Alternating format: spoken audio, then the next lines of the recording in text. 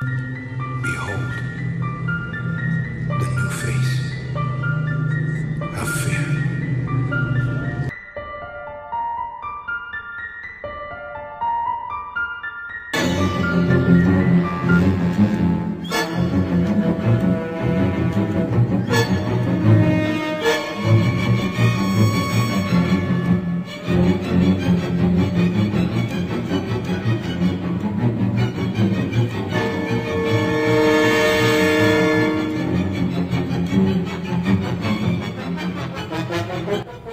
Alright, everybody, welcome to the Faces of Fear podcast. I am, of course, your host, a man who will show up to summer camp in a popped up collar shirt, waiting to get some ass by the tan girl who will randomly go skinny dipping late at night. I will fail to impress her, even if I dance with her dog.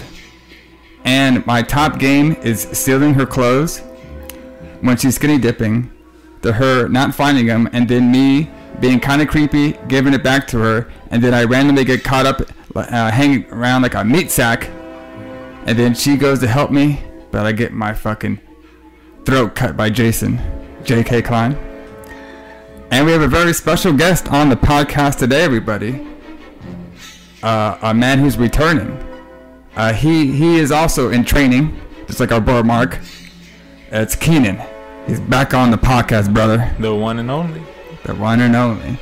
And we're actually recording from his room, so it sounds a little different. Hey, gotta do what we gotta do. Hey, yeah, I gotta get it together. Yeah, buddy. So yes, we have a special guest on the podcast today. Our boy Keenan. He actually hasn't been back since we did Maniac Cop. Yeah, some years ago. Some long time ago, in the very, very early archives of the Killer Instant Podcast network. So lately we've been going through, I've been really super busy, so me and the Bloodbeard haven't been able to drop a bunch of shows. Like, we were supposed to do this whole series of My Bloody Valentine for February, but our schedules has been nuts. So I thought, like, hey, why don't we just pull out some random movie? And I'll bring my boy Keenan along.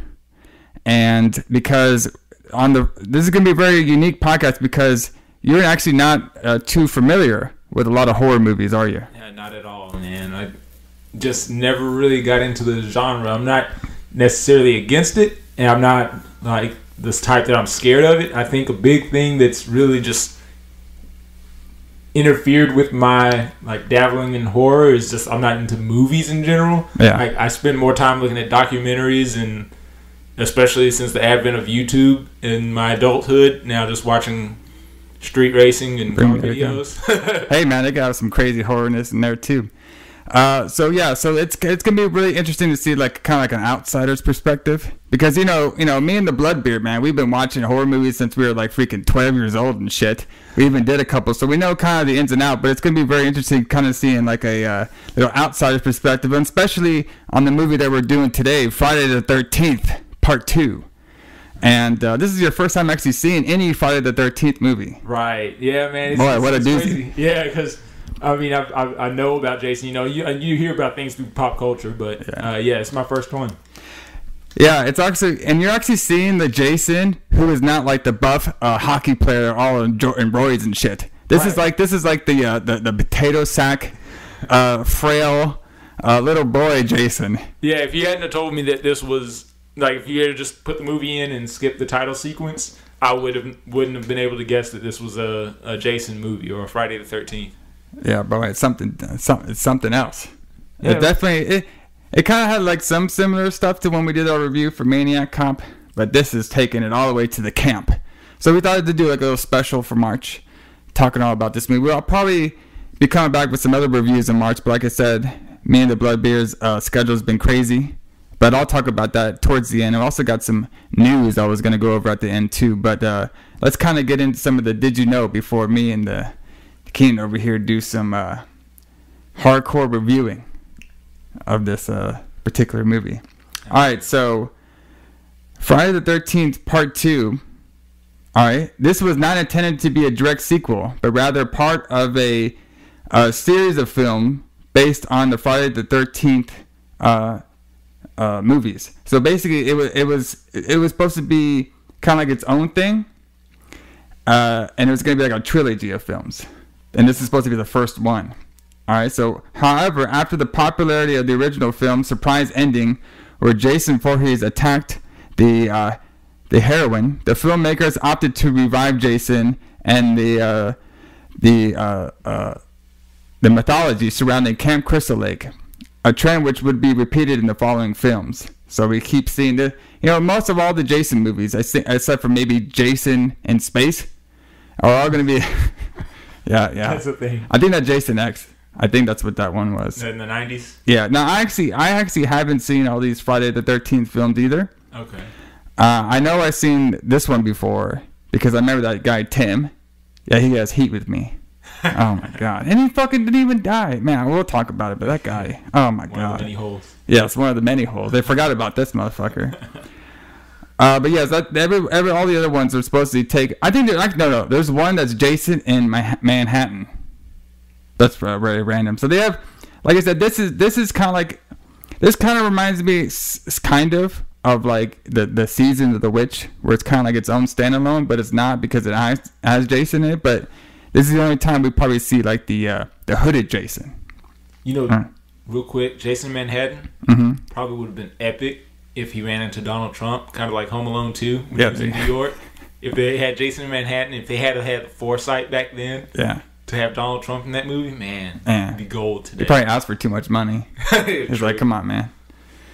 But yeah, that would have been great. All right, so like the original film, Friday the 13th Part 2 faced opposition from the Motion Pictures Association of America, who noticed its very violence. Now, if you watch this movie in like 2018, like there's like, it's like barely any violence, like at all. Like there's a couple like here and there, but like the kind of like watching of violence is so much different now. Right. Well, you know what I mean? There's the violence, and then there's gore. Yeah. And this has the violence, I guess you could say, because it does show like, okay, boom, this person got killed, but there's no gore. Like it's one strike and that's it. You don't see blood. You don't see really much dismemberment. But like his mom getting her head cut off, I think that was the only person that had any kind of dismemberment. Yeah. And that was at the very beginning of the movie, but everybody else kind of got slashed or sliced. Yeah. So this is definitely getting to that slasher era. Now, it wasn't the first slasher, but this movie actually popularized most of the camping when it comes to that. Man, let me see if I can find I'm not sure if I'm going to find it here in the backstory, but I'm pretty sure, I could be wrong, that this Jason was actually, the way he looked was based on what happened in Waco, based on the town that dreaded sundown murders that happened. I'm pretty sure it was in Waco. I can't really remember that well, but we have in the archives of me and the Bloodbeard going over that movie. But it's very similar because that killer actually wore a potato sack with an eye hole, and he went and terrorized the town, and that's what Jason looked like here too. So I'm pretty sure it was at least inspired by those true life happenings. Remind me too. I have a few books because I do dabble in some of that the real world, like the serial killer stuff and everything. Yeah. So I have some books, and I'm almost positive. That's why I'm saying whenever you told me about that, it kind of rung a bell because I think that I do have that information on hand. But the wife doesn't like seeing those books, so she always stores them away. So I have to dig them out and find them. Gotta hide those bad boys. Yeah. Weren't you the guy that was like watching like those fucking cartel beheadings on YouTube? And that's the other reason why like horror doesn't. Why I don't dabble too much in horror movies, because I had a good little phase there where I watched too much of the real thing. Yeah. So even today's horror movies don't do it because I'm just like, that's not what somebody looks like when they're getting killed. Like, so even 2018 horror doesn't stack up to some of the things that I've seen online, and I had to straight up do a cold turkey stop because it kind of ruined action in horror movies for me, so I had to step away from it. But yeah, that's the main reason why horror movies are more comedy for me than anything else. Yeah, man, you see that real shit, bro. It's like the Faces of Fear, Death and shit. Faces of Death, yeah. Ugh. So probably at the end. There's a lot about this movie. I mean, I can go on and on because like all these Jason movies are kind of like the Nightmare Before Christmas movies. They're kind of like the Halloween movies where they just have so much information about them. So I'll probably play some information here at the end. But I do want to go over some of the casting. That's always fun. Before we get into the review. All right, so let's check out who played our boy Paul. All right, John Fury. Let's see what this motherfucker's been in. He was something else too. I'm pretty sure he was the oldest one, but he's still one of that fucking camp counselor Poontang. I know what he's looking for. All right, so this guy, and so his film credits include, of course, this movie, Friday the 13th, Part 2, Black Thunder, 1998, Land of the Free, and he's in a couple of television shows. So most of the time, when we end up kind of look through some of these guys' history and stuff, we find out that they actually they do all this stuff what's it called, Titanic or whatever, and then they'll just randomly have some horror movie on them. Right. So it's very interesting how these actors, they only do one horror movie out of their entire career. Yeah. They just gotta dabble in it just once. Let's check out some of these girls because those are always interesting. Let's see what our girl Vicky. Okay. All right. Lauren Marie Taylor. All right, let's see.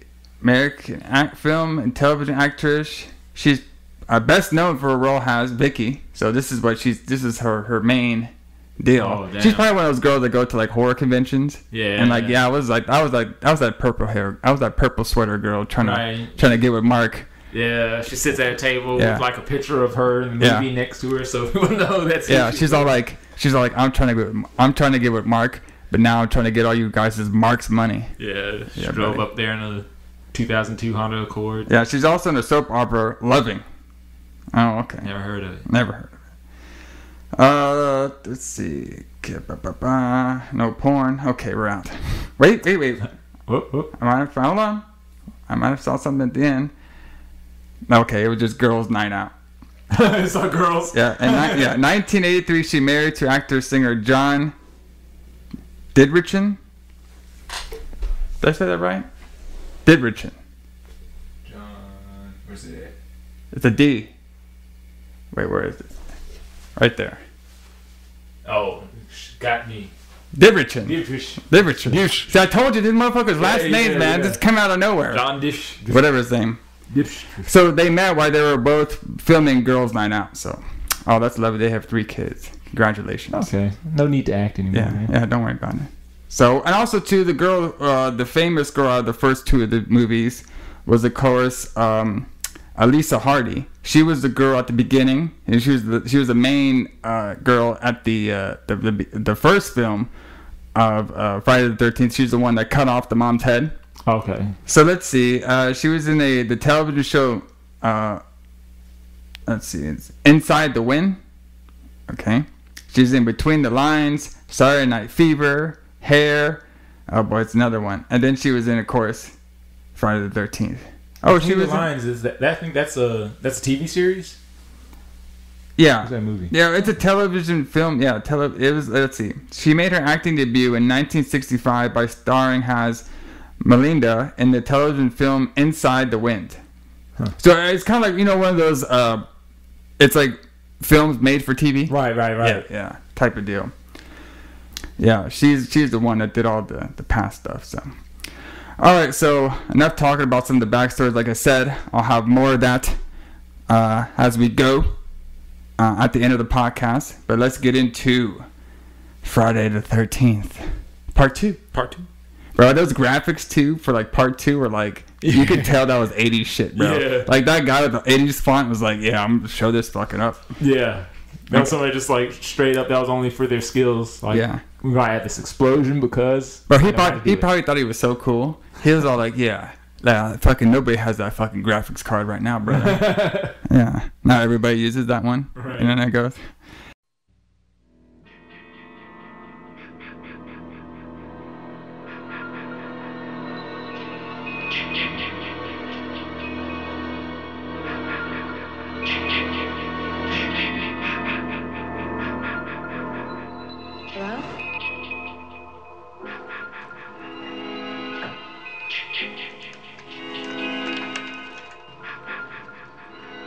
On a June night in 1980, Friday the 13th, 12 of her friends were murdered. Why should Friday the 13th, 1981 be any different? Friday the 13th, Part 2.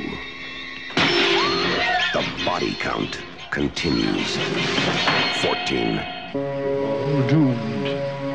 You're all doomed. 15. God. 16. Help! 17.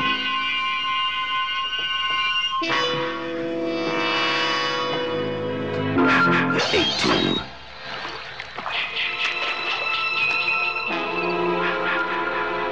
19.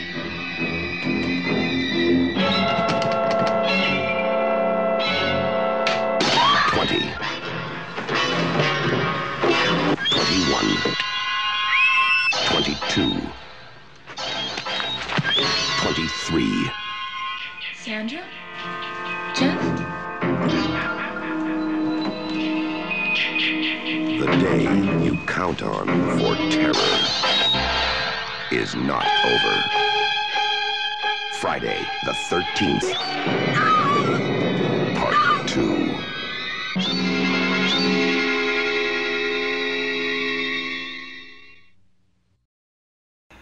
All right, so we're gonna start this off. We see an old house. All right, and there's this kid who's walking and he's singing that freaking spider song, and I was like, "What the fuck is this? It? Did I put on the fucking wrong movie?" I swear that's the beginning of the new It. Now I remember the original. I don't know if it starts like this, but the kid was walking at spiders and shit. I was like, "What the fuck?" Keenan, have you even seen It? No. Any of them? Neither one, no. I think you might like it. Actually, you afraid of clowns? No. Remember when I dressed up as clown during that Halloween party and I was freaking, I think it was freaking Larissa out or something, right? I was freaking somebody out. I remember freaking somebody out. Yeah. That always, I've never been afraid of clowns. I've never understood how people are afraid of clowns. I see like, creepy clowns, I can see that. Yeah. But I'm always like, come on, man. Like the people that I'm afraid of clowns always go extra. Yeah. Like they see somebody in a clown costume, they're like, oh, I'm so scared. Like, that's Greg. Like, you don't know that's Greg? Yeah. We're like, you're 30 years old. You can't tell that's Greg? I kept that shit on all night, bro. I even drank through the straw. That was great. Yeah. Okay, so the kid's all walking and stuff, and now we see some footsteps. And this is when we hear the famous Jason music. Yeah, I recognize that. Yeah. Oh, shh. Yeah, the ch-ch-ch. Yeah. So that's the famous. We hear that from now on. Like, that's everywhere. That's even when he's in space, too, apparently. Nice. So now we see another old house. Okay. And then now we see this girl sleeping, which is actually Alice from the first movie. And she is having some of them nightmares. Right. So basically we get a whole recap of the first movie. All right. So a scene from Jason's mom talking about, she comes up and Alice is like, hey, they're all dead. And Jason's mom's like, oh, don't worry about it. I'll take care of it. It's like, oh, shit. And she's all like, aren't you afraid? She's like, I'm not afraid. Yeah. But if that was her, I'd be like, wait a minute, something fishy over here. Yeah, something's not right. Yeah. This damn grandma's going to take care of business. All right, then. So then this is when, we keep doing like recaps, what I mean? They make it look like a dream sequence. Right. Well, while she's fully clothed on top of a made bed with the lights on. Yeah, yeah. And her hair is like perfect. Yeah. Fully clothed, yeah. So we basically get the whole thing. Like Jason's mom talking about like, oh, freaking these counselors were fucking while my boy was drowning. I was the cook in there. They fucking didn't take care of him. And then we kind of see it like the Alice girl running around, just dead bodies everywhere. So pretty much you don't even need to watch the first movie. Right. Like they only explain everything. Boom, right here, no problem. All right, and then the mom, finally the mom and Alice start fighting. Now, girl, Alice chops her fucking head off. Damn, holy shit! Was not expecting to see that. This Alice girl apparently has some forearm strength. Yeah. Like she must like be like an Olympic lifter. she could probably beat her boy Mark at arm wrestling, because she, with one hand and a knife, chopped this girl's head off. No, that was an ancient Japanese samurai's carving knife. It's actually, even though it's shorter than a katana, it's actually sharper. Yeah. So that's what made it so easy. I mean, anybody, a baby with that tool. Yeah. Cut anything, bro. Yeah. She has that fucking Wolverine armor and shit. Alright, so she wakes up, she's freaking out. And now there's a lot of dragging with her. So she's all somebody called, it was her mom. She's all like, I'm dealing with all these, I'm dealing with my way, because basically, she went through a traumatic experience.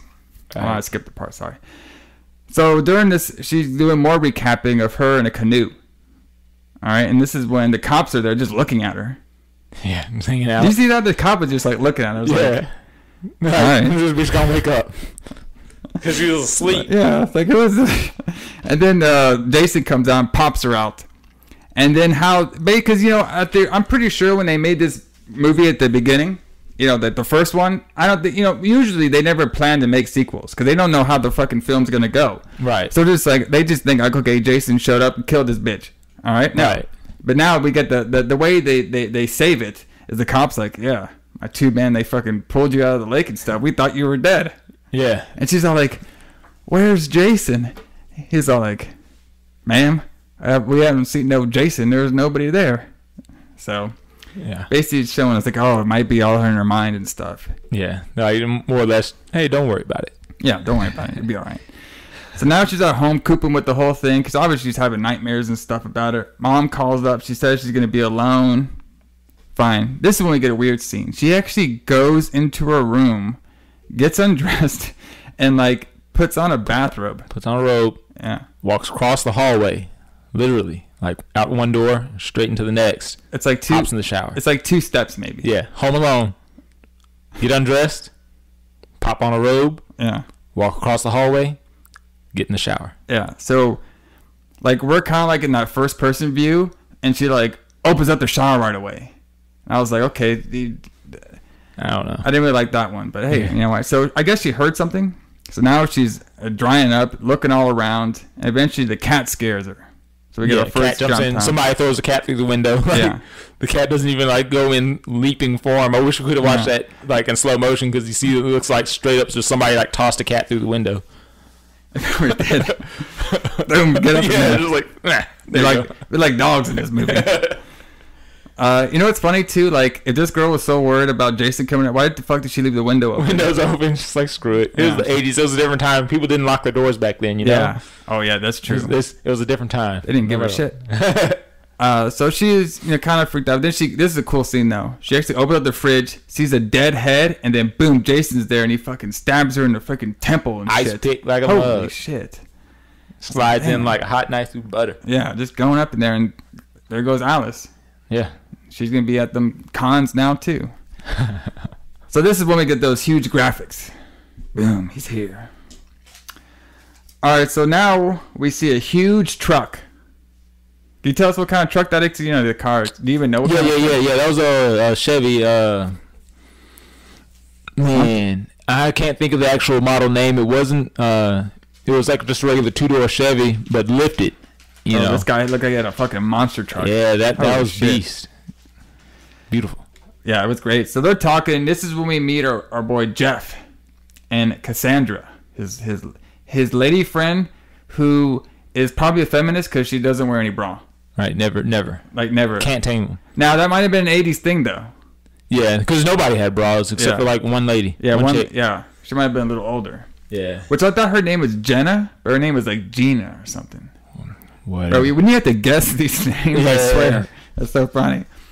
All right, so they're basically, Jeff and all of them are going to call up Ted. Or it wasn't Ted, it was actually Tim. One of those two. Tim was the nerdy guy. Okay. Oh my God, that guy has. Oh yeah. Bro, if I knew this guy, like, I'm not a violent person, but I'd give him some shit, bro. Like, listen. It's because we came up in the 90s, man. It probably is. Like today, like full circle again. Like if you were in that role, you know, he was a teenager, early 20s, whatever. Yeah. Today, he would fit in, like, That's straight true. up. But because we're out of the 90s, like, we have that primal aggression towards people like him. We're just like, nah, dude, like, you need to corner yourself. Like, Yeah. get off your high horse. You're not cool. Oh my god. You're not cool, bro. Shut up. So during those time, they're talking to him and shit, and this old guy comes up. This guy was awesome. He's all like, I warned the last of them. You're all doomed. This guy's like riddles and shit. Yeah. Like, come on, old timer, just say it. You know, this ain't no like regular old timer because he ain't drunk off booze or whatever. Right. You know what I mean? It's just like hey, you guys, here I'm gonna talk in riddles. You know, you guys are all doomed. I told him before. Yeah, I told him before. So during all this stuff, our boy's getting his truck towed. Yeah. So that sucks. And man, he was tearing that shit up too. Oh, towed it. Okay, the back wheels on the ground. There was a 4-wheel drive for sure.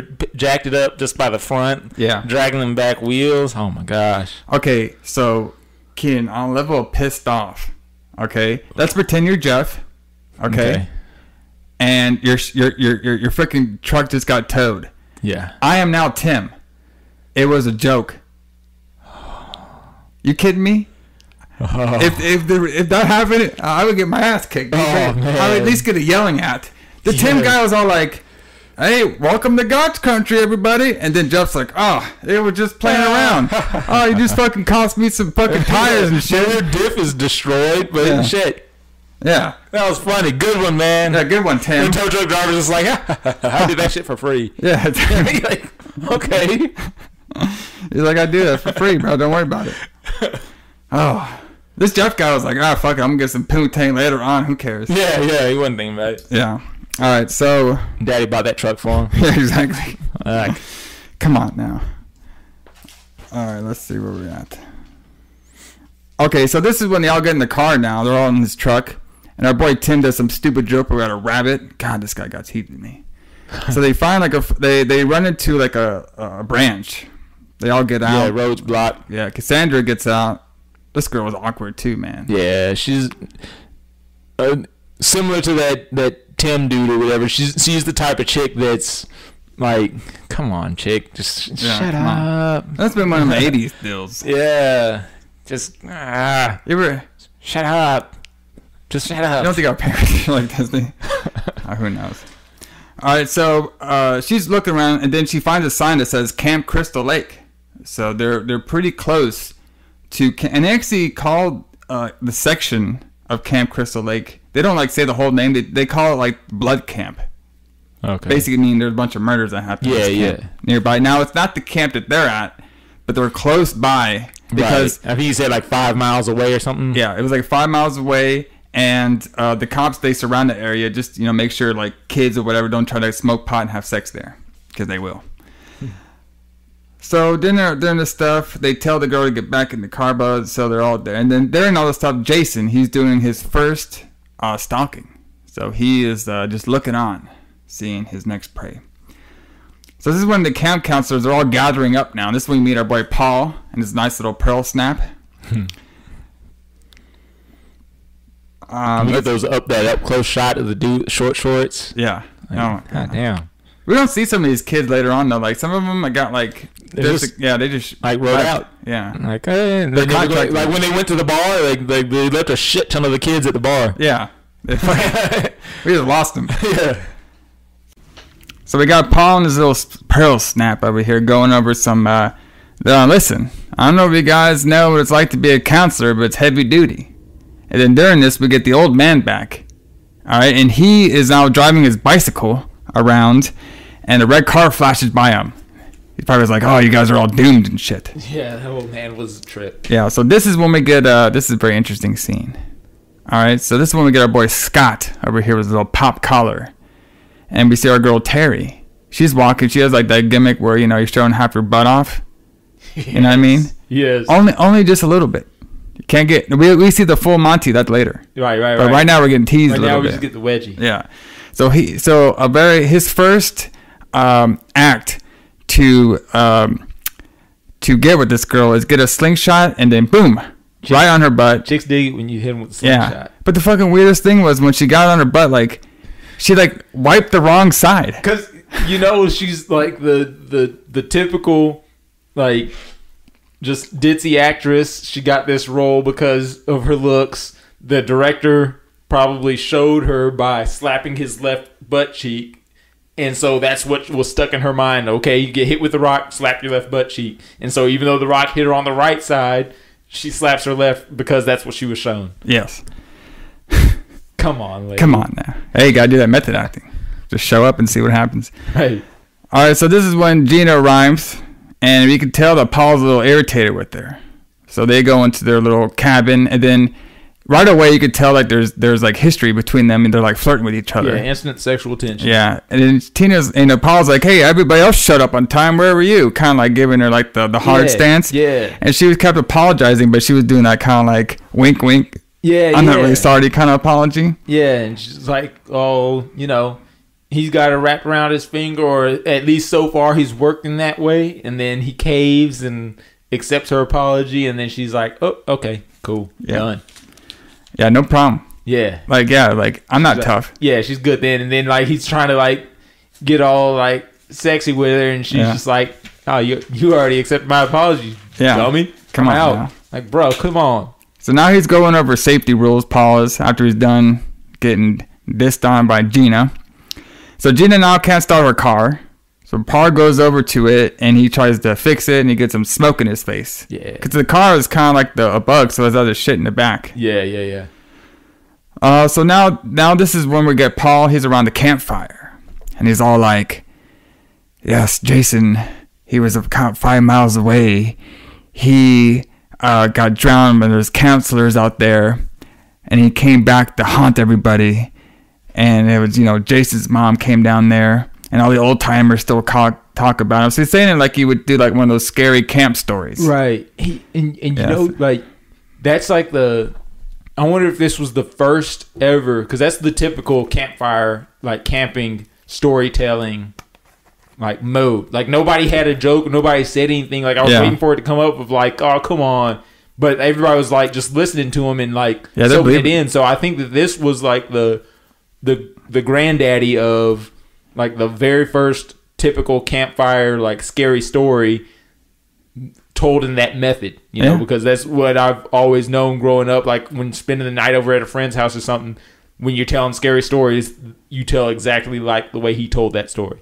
I don't want to scare anyone, but I'm going to give it to you straight about Jason. His body was never recovered from the lake after he drowned. And if you listen to the old timers in town, they'll tell you he's still out there. Some sort of demented creature. Surviving in the wilderness. Full grown by now. Stalking. Stealing what he needs. Living off wild animals and vegetation. Some folks claim they've even seen him. Right in this area. The girl who survived that night at Camp Blood, that Friday the 13th, she claims she saw him. She disappeared 2 months later. Vanished. Blood was everywhere. No one knows what happened to her. Legend has it that Jason saw his mother beheaded that night, and he took his revenge. A revenge that he'll continue to seek if anyone ever enters his wilderness again.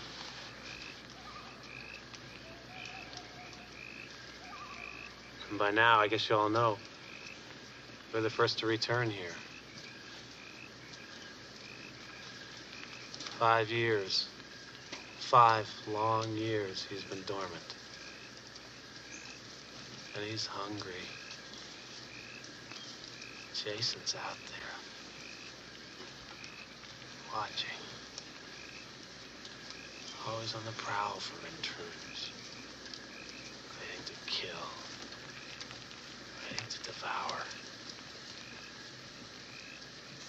Thirsty for young blood. Yeah. Yeah, it's true. And then, like, because he's saying a very, like, a kind of like a deep voice, kind of scary monotone, everybody's listening, and then, boom, out comes Tim. God, that guy got heat with me.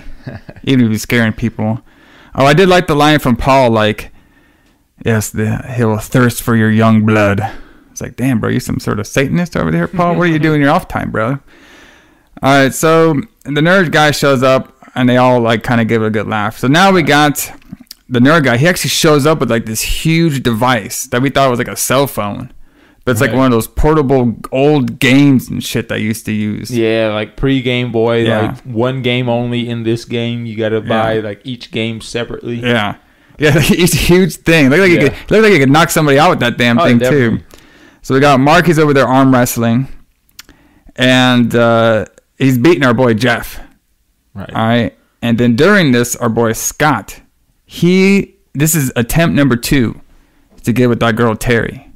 All right. You gotta keep trying, man. You gotta be aggressive, especially at camp. Like you can't be caught slipping, because if somebody else steps up and you've been slipping, I mean, that reminds me, man. What would it be like in camp, man? We were like 21 and shit. That shit would be wild. So I'm thinking, watching this movie, and I'm thinking, I got my own camp story that I actually told on our Faces of Fear when we reviewed camp, sleepaway camp.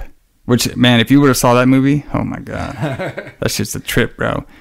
And it kind of reminded me of some of my camp stories, but I wanted to ask you a little bit about your camp story because, I mean, did you ever go to, I mean, obviously we didn't do camp when we were older, like 21, like these guys would have. Man, if we would have, though, bro, man, that shit would have been wild. Especially if it was like this. Yeah. But we would have been smart, though. We would have brought the fucking kegs, and shit back. Right.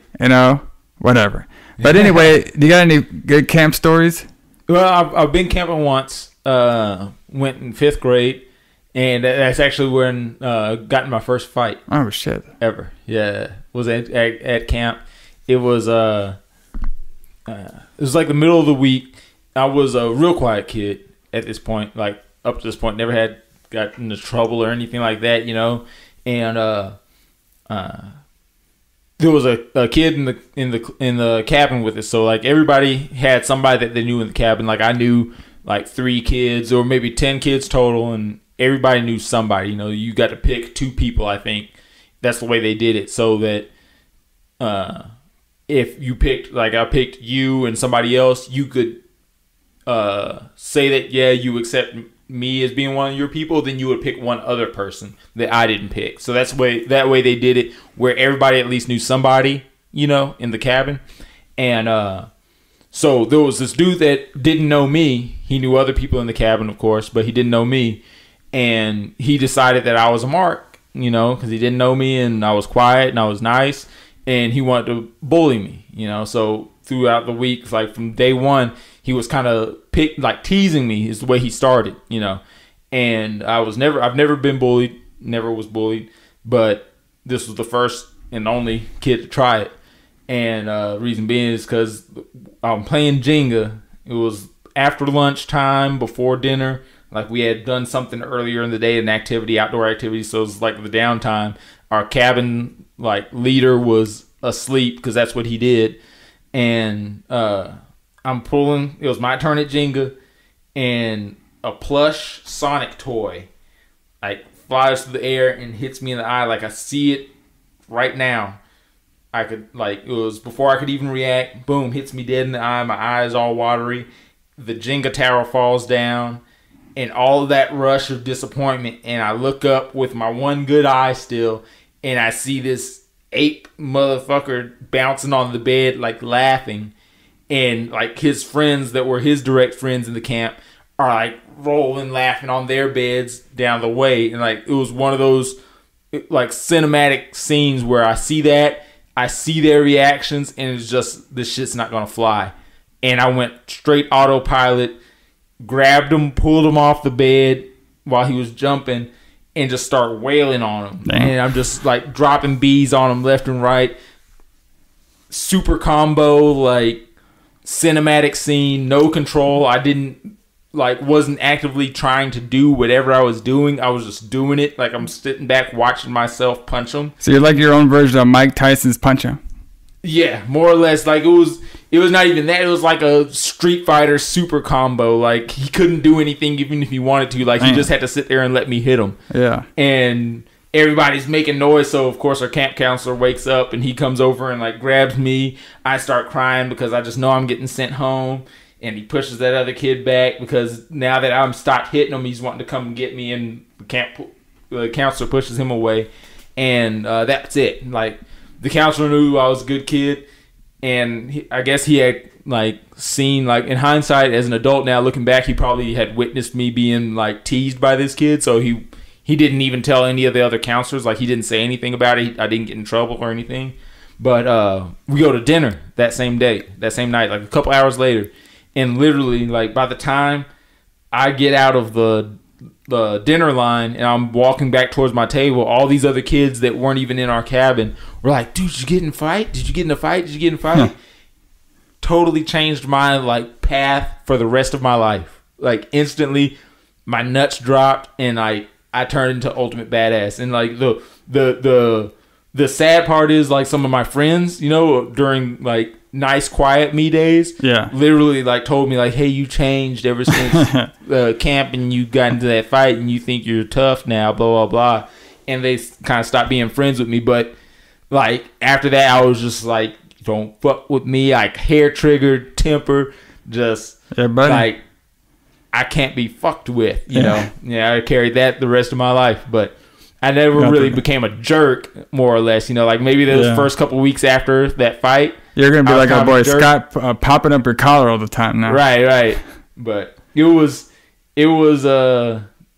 a hell of a camp experience. Hell yeah, man! Sounds great. That's a lot better than mine. Yeah, I was like the fat kid, but you know there wasn't no fat kid in this movie. Didn't. I guess maybe they like compensated with the wheelchair guy. It's like you had to have a handicap or a fat guy. Yeah, but, they didn't have a fat guy. Usually, like I thought that was a staple of the '80s movies was having a fat kid. Yeah, at least one fat guy and a Fonz looking guy. Right. Now we got Mark and we got fucking Scott or whatever here. Yeah. But basically, my story was not as cool as your story. I basically broke the soda machine, so I got a bunch of sodas, and the camp counselor was pissed because I broke it, but I didn't care because I stole a bunch of fucking sodas. That's badass, man. Shit, if I was a camp counselor, I'd have been like, hell yeah, dude. Yeah, I was like, all right. And then I remember it being really hot, and that's the only thing I remember. So Scott, he collared shirt. You know, he popped up collar. Pop collar. We know what's going on. Cool, he thinks he's cool. Going over there, like, hey, you want to dance? So she kind of blows him off, and then she offers that she can dance. Not in the good way. Yeah, not in the good way. The bad blowing. The bullshit way. Yeah, so he ends up dancing with the muffin, which is her dog. And that was a cool move. That was a good move. And, you know, like, okay, you gonna ignore me? All right, then I'll impress you by showing my soft side with your dog. Exactly. But bitch don't give a damn about the dog. But, you know, the line he did say, though, that was kind of, I was like, he's like, oh, man, what's it called? Oh, I can't believe I'm forgetting this now. He's like, I'm striking out. He said that to the dog. Because the dog starts whimpering because the dog can see out the window, like his back is turned to the window. Yeah. And I guess Jason's out there or something. Or no, maybe it was an old man. No, Jason's stalking right now. Yeah. So now Gina, all right. No. So now Cassandra, she wants to go see Blood Lake, which Blood Lake is what they call the Camp Crystal Lake. They don't say Camp Crystal Lake. They actually say Blood Lake. Right. Blood Camp, my bad. Okay. They say Blood Camp because that's where all the murders happened in the first movie. So Cassandra really wants to see it. Yeah. And Jeff's kind of like, I don't want to see it. I just want to stay here in my fucking truck, drink some beer, arm wrestle you, and then, you know, take care of business later, brother. Right. So Gina, she wants to get ready for bed now. All right. So she's all like, she beats somebody at chest. She doesn't want to arm wrestle with Mark. You're jumping around. No. Because that was the arm wrestling and her getting ready to go to bed was before them wanting to go see the Blood Lake. Because the Blood Lake is the next day. No. She brings it up. She keeps bringing it up. Like, she brings it up twice. She brings it up during the... at night. Yeah, at night. And then she brings it up again during the beach, and that's when they go. Oh, okay. Yeah. My bad. Okay. No, sorry. Because, like, she does do a lot of that. Like, that's like her role. Her role is just going to this fucking lake. Yeah. God, this girl got heat with her, too. Not as much as Tim, though. But pretty good heat. All right. So, Gina's now getting ready in her room, getting ready for going to sleep. And Paul shows up. He wants some sex. Yeah. Okay? Basically, that's why he's there. So during all this stuff, we see somebody looking. We're doing like the first person. We think it's Jason stalking them, but no, it's our boy, the old guy, pervy old man. Yeah, just out there fucking staring down, saying everybody's doomed. But man, he don't care. No, yeah, everybody's doomed. But in the meantime, I'm beat my meat while I look through this window. Pretty much, that's basically what's going on. So he's like, brother, I'm getting something in this movie. Came here to warn y'all, but shit, if you don't mind, I'll just take care of myself out here. Don't mind me. You know what that reminds me of? Wasn't it that Dave Chappelle skit? He was in the back room or something. He's like, keep doing what you're doing. Yeah. That's what he was like. Just don't mind me. Just keep doing what you're doing. Yeah. So then Jason comes up and he fucking chokes him a different way. Right, and that was like one of the least satisfying. Yeah. Like murders in the movie, just because I'm expecting so much more out of this old man. I'm expecting him to like die saving someone at the very least, you know, like the way they had like built him up, you know. Yeah. He's returning from the first one apparently, and so okay, you know, something, but no, there's just like, no, we're killing him now. Yeah, we're just gonna get him. Like just totally get him out of the insignificant. way. Yeah. Get him out of the way. We don't need him around. Yeah. So this is when Gina wakes up now, and now they're all, and then she sees something about beware of bears, because our boy Paul was talking about bears in the woods and shit like that. Yeah. So now they're all running. They're all like running out there, jogging the next morning. Yeah. Trails. And stuff. Yeah. And this is when our girl Terry, she just leaves her dog around. The dog goes off wandering. Yeah. Her little frou-frou dog for some reason that she brings out to the woods. Yeah. Because that's what you do when you go out to the woods. You bring your little frou-frou dog that can't defend itself from shit. Yeah. Just runs around. And it actually runs into Jason too. Yeah. And our girl, Cassandra, she keeps hearing noises. She keeps, like, looking around. So now we got Gina. She's with a chainsaw now. Holy moly. Yeah. This freaking girl. Chopping wood that you can, like, break with your hands, but with probably. a chainsaw. Yeah. Hey, man, you got to use our power tools or something. Right. And we got Terry. She's actually looking for Muffin now, but she does, like, a half-ass. Like, she doesn't even go around the full house. She was down by that dog, man. Yeah. She was, really like... Didn't. Yeah, basically, she was like, I play acting for cameras. Yeah. Like maybe her like ex gave her the dog, so like whenever they broke up, he was like, I don't want the dog, that's your dog, I gave it to you. And she was like, well, I never really wanted a dog, and so she didn't really give a shit. And that's the background story of it. Yeah, because she really did not show like I said, why would you bring a dog like that to camp with you? And then on top of that, like you should go outside with it without even a leash. And they're sitting there talking about there's bears and this and that. Yeah, and she's just like, she don't give a shit. Like lets her dog out like it's like a tomcat in the suburbs, but you're in the woods. Yeah, he'll show up. Don't worry about it. Yeah, she'll be back. Yeah. So this is when we see Gina. She puts the chainsaw away, so we pretty much know the shit's going to be used. Right. They show the chainsaw for about like 30 seconds straight. Yeah. Like, it was almost like an ad. So now everybody is swimming. All right. Yeah. And I'm so glad we did not see like one of these dudes in a fucking Speedo. Because, you know, 80s, bro, that's like Speedo. Yeah. Man, you know. Yeah. I bet, you know who would have had a Speedo in this movie if he could, you know, stand up and walk? Is our boy Mark. Yeah. He looks like one of them dudes. Yeah, what were they? I guess, I mean, you can't blame him, but he's like down there with his shirt off, but like just still. Well, we should probably explain some of the. Okay, so Mark, he's the guy in the wheelchair. We find about his backstory a little later on. Yeah. All right, Jeff's the guy with the truck, and his girl is Cassandra. Okay. And we got Terry. She's the tan one that has a little butt cheek showing. Yeah, doesn't get down by a dog. Yeah. Paul is like the main counselor, and Gina is the younger love interest. Right. And then we got Tim is the guy that I have heat with. Okay. There's some more people at the beginning of the film, but who fucking knows? There's a shit ton of people, but they just kind of like stopped showing up. They didn't have enough in the budget to pay them to continue like the whole movie. Just don't show up anymore. Yeah, that's all right. So this is when we get a whole long scene of freaking Jeff and Cassandra just walking through the woods. There's a ton of walking in this fucking movie. Holy shit! That's what you do at camp. Footsteps, all this kind of stuff. And they actually run into a dog who's all torn up. It was like smeared. Yeah, like it was just like fuzz and stuff on the ground. Makes you think it was the dog. What's the dog's name? Fluffy? Yeah. Oh, and during this, I forgot. So Cassandra basically convinced Jeff to go see the blood camp. And Jeff's like, oh, fine. I'm trying to get poontang anyway. So you're the best one I can find around here. Yeah. I mean, he goes out there. Okay, we're going to be out here, a week, 2 weeks or something like that. So get this one out of the way, then I can turn my attention to the next victim. Yeah. They get busted by the cops. Yeah, they get busted by our boy Andy Griffith. Yeah, this guy was something too. Holy cop. So I'm just gonna call him the sheriff because he's probably the sheriff. He's like damn kids around here. Okay, so the sheriff shows up after they see the dog and stuff. He's like, "What are you kids doing around here?" So now the sheriff is now talking to Paul. He's saying, "Hey man, I need you to keep your damn kids out of this damn forest." All right. And he's all saying like, "Hey, chill, man." It's kind of yeah. Well, the problem is like the cop, the sheriff guy, Holton, what's his name?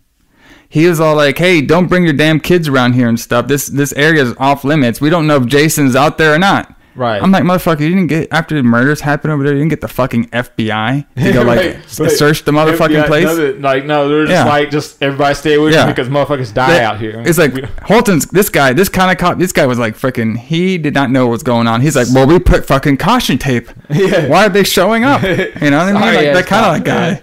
And then Paul's like, oh yeah, I'll go give him a talking to and stuff. And then Holton's like, the cop is like, you ain't gonna reprimand him? He's all like. Paul's all like, make sure they don't get any dessert. Seconds. No, they don't get seconds on dessert. Yeah, straight just Holton dicking this cop. This guy was pissed. He was like, whatever. Yeah. And so I guess he just leaves and shit. Yeah, so he leaves and then after yelling at this dude about Jason could be out here, he's driving out and sees what could be Jason run across the street. Yeah. In front of him. Yeah, so he actually sees. Yeah, this part's something else too. So fucking Huckleberry, our boy Holton gets out of the car.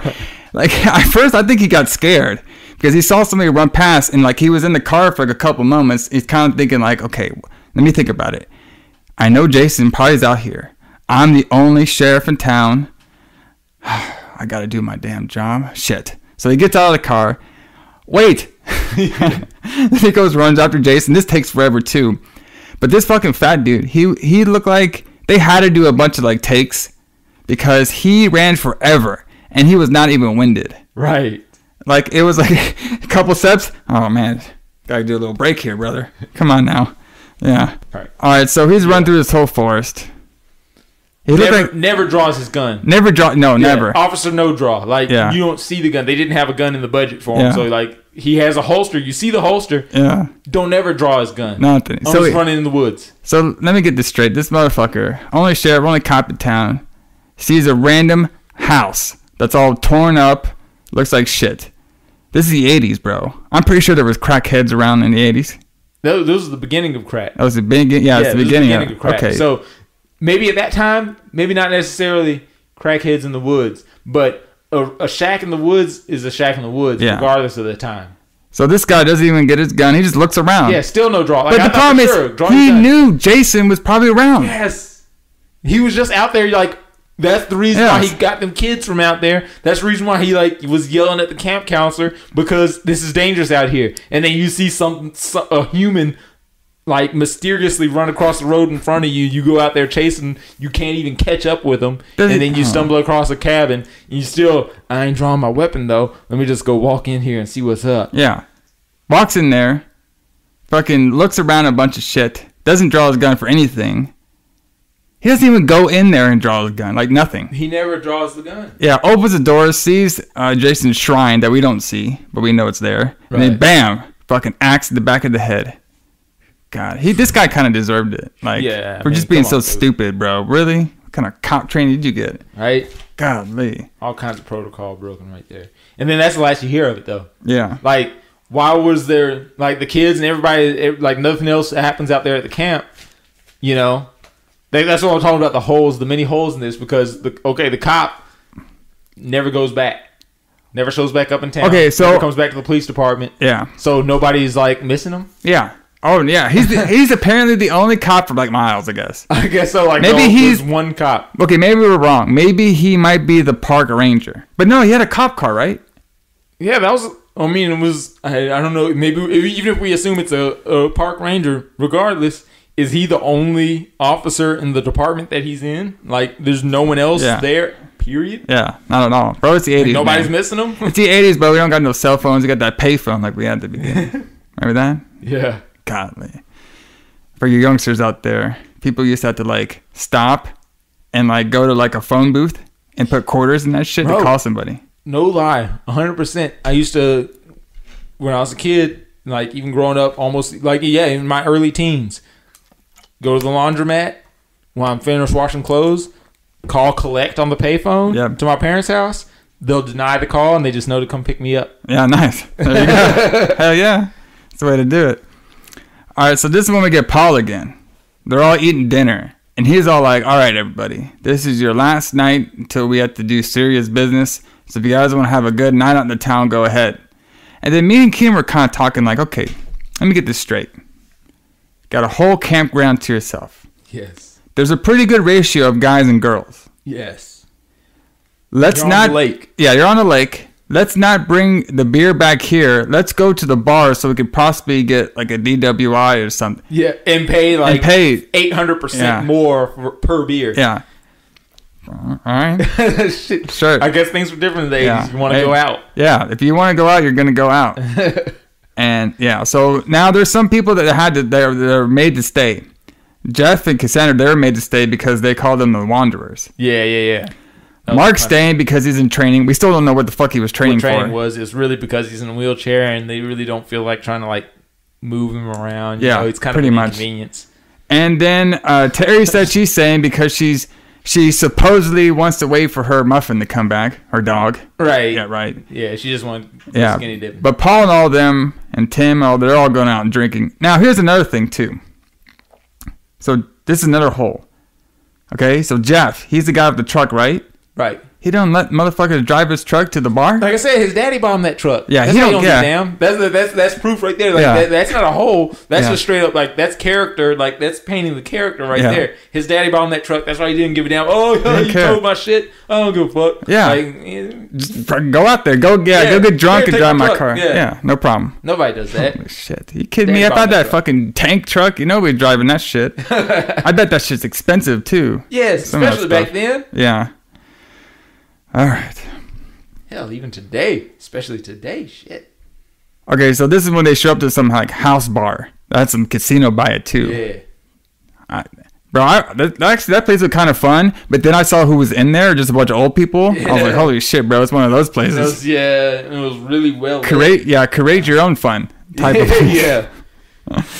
Oh boy. No, casinos are it's deceiving every time. Yeah. Because it's like you look from the outside and it's like, man, this place looks awesome, and the lights and the glitz and the glam, and you walk in there and you hear all the sounds and stuff, and then once you actually go in there and you see all the depressed souls. Like, did you okay? Money. So there was like one scene, it comes a little later on, when we see like Tim and Paul and Gina at the bar, and there was like this old guy flirting with like this super like old nasty girl. Yeah. Oh my god. Hey man, he don't care. He's like, hell yeah, brother. That's what's in casinos, man. That's what's in there. Okay, so during all this, oh boy. So we got our girl Terry. She is now walking by herself at night. Okay. She sees some water. But first, she goes, Muffin.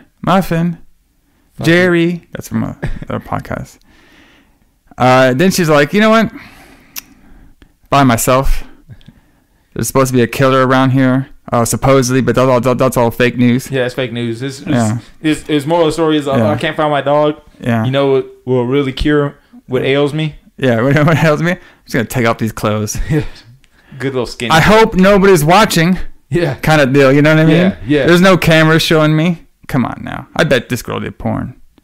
Like, I tried to find her name, but I bet you she did. Yeah, it's just because she's not a big enough star. Yeah. So she did. She did that 80s porn, bro. Yeah.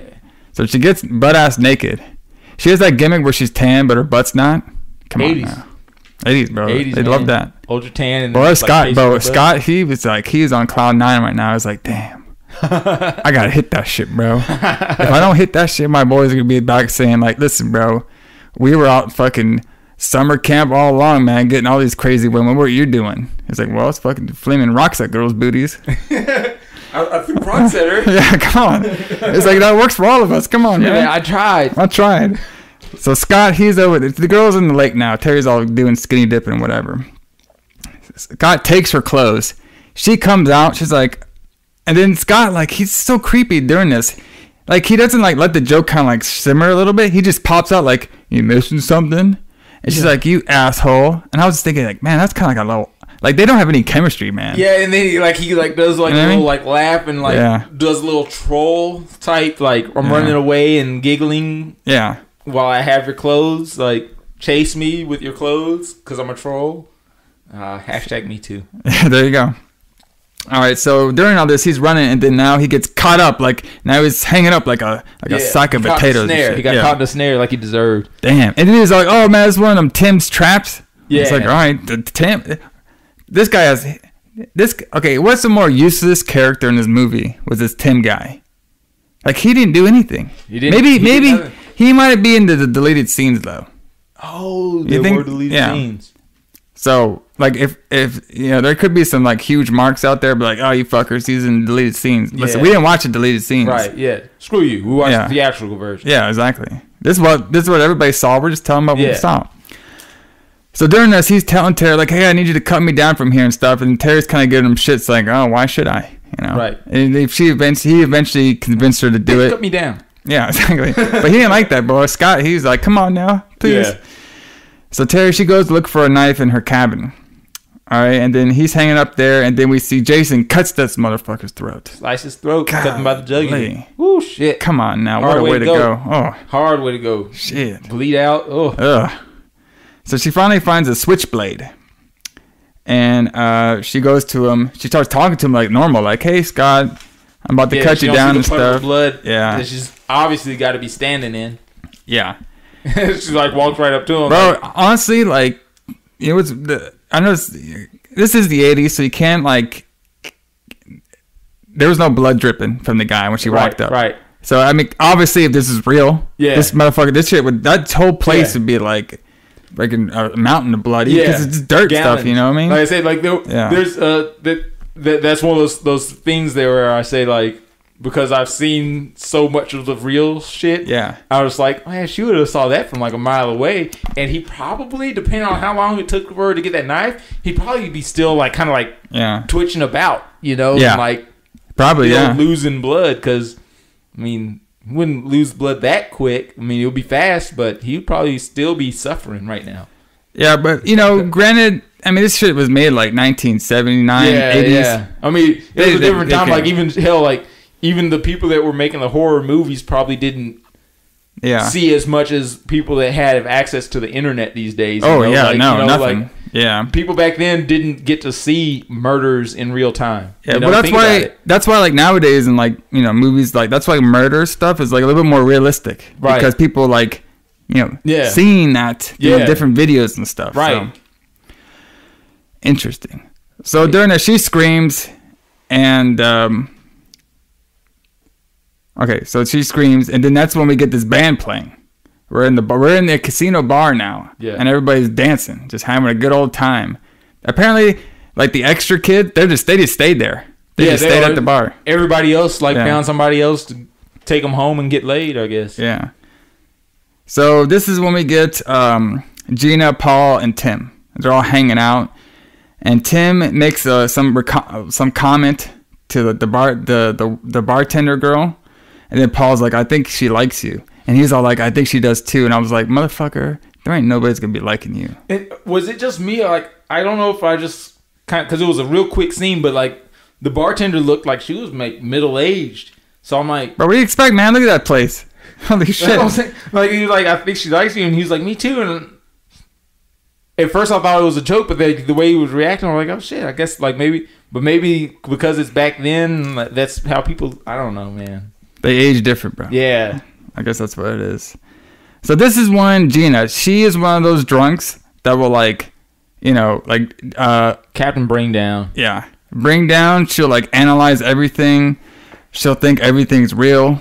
Yeah. Like she goes on about like, what if Jason really is out there? You know? I mean, they never found like his body and stuff. Like, you know, one of those girls. And then she's all like, I mean, just think about it. He saw his mom's head get chopped off. Shit. Okay, so seeing my buzz disappear. Yeah. So if this is supposed to be real, so if Jason saw his mom's head getting chopped off and that's what triggered him to kill a bunch of people, what was he doing while his mom was killing everybody? Was he just like hanging out in the lake? Chilling. Like, I thought he was dead. And I thought the whole point of the first movie was that his mom was supposed to be Jason. You know what? Whatever. All I want to see is Jason kill a bunch of teenagers, and that's basically what we got. That's what we got. All right, but we'll talk about when we actually see Jason, like what he looks like. Right. But he looks way different than like the buff hockey mask. Like one. I said, this wasn't. If you hadn't told me this was a Jason movie, I wouldn't have known. Yeah, you wouldn't have known at all. So she's going on about it, and then Paul basically calms her down and makes fun of her. All right, so now we're back with Mark. Oh boy. So Mark's there and he's doing his arm wrestling with Jeff. Yeah. Okay. Beats him and stuff. Our girl Cassandra comes up, slides right in. She's like, hey, don't wear yourself out. You got to wrestle me later. Like, damn, all right. Well, let's go fuck then. See, guys know innuendo lines. Yeah. You know what I mean? That's always been like a guy. They know what's going down. Yeah. If it comes to that point, it's like, bro, you got no choice, like, or else you're a straight lame. Yeah. Like, if it got to that point anyway, you're already lame because she didn't have to go that far to get your attention. Yeah. You know? Boom, there you go. But, okay, now this is the last straw. Hot damn. Man, they had the wrong people in that cabin. Yeah. Wrong people in that cabin. Oh, yeah. Yeah, this is maybe the teenagers' games get better. Like, most of these guys, okay, so there's an awkward part.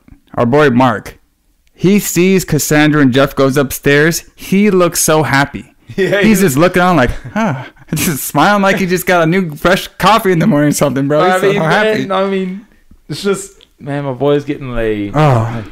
I remember getting laid. Yeah. But then Vicky is all like, hey, what are we playing now? And then they start playing that weird games and shit. Yeah, she's like teasing him because she's like, she like sounds like she's about something, and then actually she's not, and she sounds like she's about something, then actually she's not. Yeah. Then maybe she is, and it's like, oh shit, okay. But let's play this game. Then. Yeah. So this is when we actually get the backstory of Mark, because our girl Vicky, she's liking Mark because he gets that jock upper body. And she's all like, well, how did it happen? He's like, well, I was in a motorcycle accident. Story over. Yeah, boom. That's it. What he said was he's in a motorcycle accident, and the doctors don't think he'll ever walk again, but he thinks he will. Right. Backstory over. And then our girl is basically trying to say an innuendo, hey, is your penis working? Right. Because she goes, well... Can you fuck, though? Yeah. She's like, well, you're training. Well, does everything work?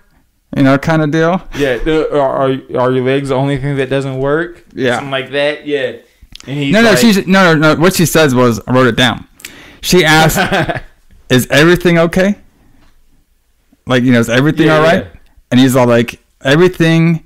And he says like, "Yes, everything is fine, one way or another."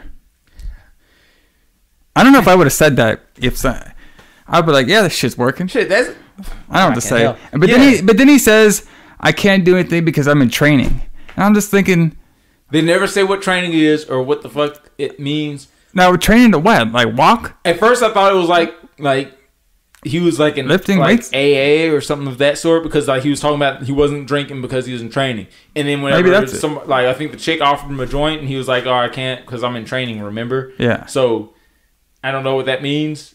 They never said what it means. Maybe it's in the cut scenes. So the only thing I know where you can't really have sex while you're training is like wrestling or like boxing or something. Wheelchair fight. Yeah, I guess. Robot Wars, man. I don't know. So this is when we got our boy Jeff, Cassandra, and they're all making out. Now I was gonna do my George Michael spiel, but we didn't actually see them have sex. Right. So I can't do it. Even though I would love to do it with my special guest Keenan over here. Get to hear my gig. But anyway, basically he's getting down and dirty, our boy Jeff. He's about to satisfy Cassandra. Now, Vicky, the purple sweater girl, she's horny now. She's all like, I'm going to go slip into something more comfortable. Because her and Mark, they start kissing. And the problem is, Mark doesn't want to go back to his cabin because he's rooming up with Tim. I'm like, bro, you get the fuck, man. They gave this guy, you gave him Tim. And they gave him no damn legs. Yeah. Cock blocked him. I feel bad for this guy. Bro, come on. I'm telling you, he's the only guy I felt bad about too in this movie. Yeah, him only. I felt bad for him just because, everything else that was going on around him, and then like the chick that he gets is like straight up and down a tease compared to the rest of them. Oh yeah, she definitely teased. Like she goes into a room now. It takes her forever to get ready. It takes fucking ages. Like, holy shit, bro! It don't take that long. She gets like undressed. She puts on like granny panties for some reason, some sort of sweater. She goes outside to find a comb. We think she's gonna we think she's gonna get killed in her car because Jason's staring at her booty. They like zoomed in on that shit too. But she just grabs her comb and she gets back. And then she shows up. We see her show up later. We'll talk about that. And she doesn't even have those panties. They just have grandma outfits on. Yeah, mom pants. So now we're back at the house.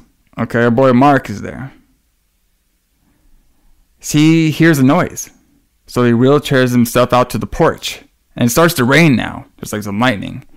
And he's saying, Vicky? Vicky, is that you? Lightning in the background. It's really, really like level like pre-K acting. Okay, I think I put too much personality in that. Yeah, let me try it again. Let me try again. Vicky? No, I did it again. I can't do it. You did it. It's more like a Vicky, is that you? Yeah, exactly. Like a robot. Vicky? Vicky, is that you? Vicky, is that you? And he's smiling during the whole time too. Smiling, smile away. Vicky, is that you? Doesn't hear anything for a while. Everything's all calm, lightning out there. No, dumbass, it's thunder. That wasn't Vicky, that was thunder. Yeah. And then what happens? Fucking machete to the fucking face. Shit, he threw holy that shit.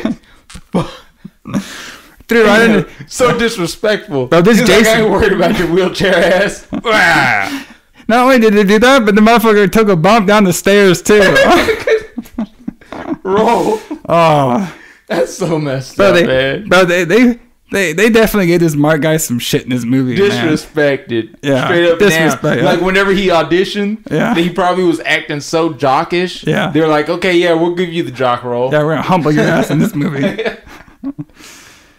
So now we see Jason. He grabs the spear that was actually used earlier by our boy Tim when he scared everybody at the fucking fire. Yeah, the little warrior spear. Yeah. So it's sharpened like unnecessarily for a prop. So Jeff, he looks so happy, bro. He is all like, man.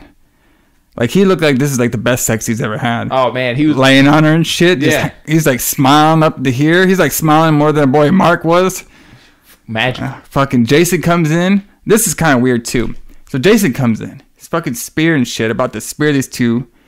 Cassandra sees him. Probably through like the hallway and stuff. And she just looks at him like, she doesn't even scream. Right. And then then Jason spears them both together, so they're gone. Both of them, the bed, the box frame, all the way down to the floor, and it sticks into the floor. Shit. Damn. He put some force behind that motherfucker. And I tell you, this is the moment when it dawned on me that, like, the whole backstory, because here's about the probably the deepest part in the writing of this movie, is that Jason should have been known, like, if it was in the news, you know, how they give him names, Jason would have been known as the cockblock killer. Yeah. You know how they give serial killers the names? You know? He's a cockblock killer because straight up and down, the way he died or the way he drowned was because counselors were fucking and they weren't paying attention. That's what his mom had said. Uh-huh. So that makes him straight up and down, like, his MO is to find people either fucking or about to fuck and kill them. Yeah, pretty much. He's straight, like, his MO is the cockblock killer. That's brutal. That's like the number, like, party foul, bro. Like, no. Yeah, man. You're an evil person. he threat to national security. And he like knows when it's going down. Like he has that intuition. Like, oh, you guys, I know you guys would be fucking. Yeah. Like I'm gonna kill you right quick. Yeah, before it even happens. I'm gonna take care of all that shit. No problem. Shit, man, it's so fucked up. Oh yeah, Jason, you're an asshole. Now, Jason later on in the movies, I'm not sure if he does the same. I'm pretty sure he does though. The same MO, but this Jason in this movie. This movie, he's cock-blocking everybody. So this is when we get Vicky. She shows up now. This is when she's not in her panties anymore, bro. She just has like some grandma pants on, some sweater. Totally dressed up. Yeah, somebody's mom. She's getting ready to drop her kids off at school. Holy, bro, this style, man. Ugh.